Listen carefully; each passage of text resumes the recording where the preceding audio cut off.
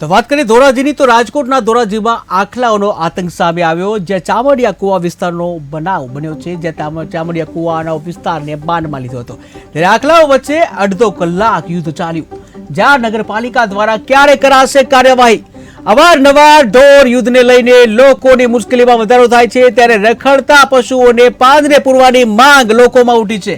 ત્યારે અવારનવાર જે આખલાઓના આતંક સામે આવે છે, ત્યારે ટીવી સ્ક્રીનના દ્રશ્યો તમે જોઈ રહ્યા છો, જ્યાં બે આખલા જે બે સિંગડાથી ધડામ લઈને જે યુદ્ધ કરતા જોવા મળી રહ્યા છે, કે જ્યાં અડધો કલાક સુધી આ લડાઈ ચાલી હતી, કે જ્યાં રાજકોટના ધોરાજીનો આ બનાવ છે। રાજકોટના ધોરાજીમાં આખલાઓનો આતંક સામે આવ્યો છે। ચામડિયા કુવા વિસ્તારનો બનાવ છે, જ્યાં આખલાઓ વચ્ચે છેડાયો હતો જંગ, જ્યાં તમે જોઈ શકો છો આખલાઓ જે યુદ્ધ કરતા જોવા મળી રહ્યા છે।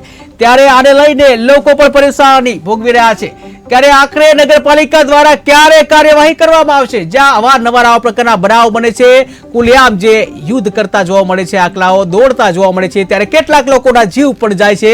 ત્યારે નગરપાલિકાની જવાબદારી હોય છે કે પશુ નિયંત્રણ, ઢોર નિયંત્રણ હેઠળ આ જે આખલા ઉપર નિયંત્રણ લાવવામાં આવે, કે જેથી સામાન્ય લોકોનો જીવ બચી શકે। ત્યારે આખરે ક્યારે નગરપાલિકા દ્વારા કાર્યવાહી કરવામાં આવશે, જ્યાં અવારનવાર ઢોર યુદ્ધને લઈને લોકોની મુશ્કેલી વધે છે, ત્યારે રખડતા પશુઓને પાંજરે પૂરવાની લોકોની માંગ।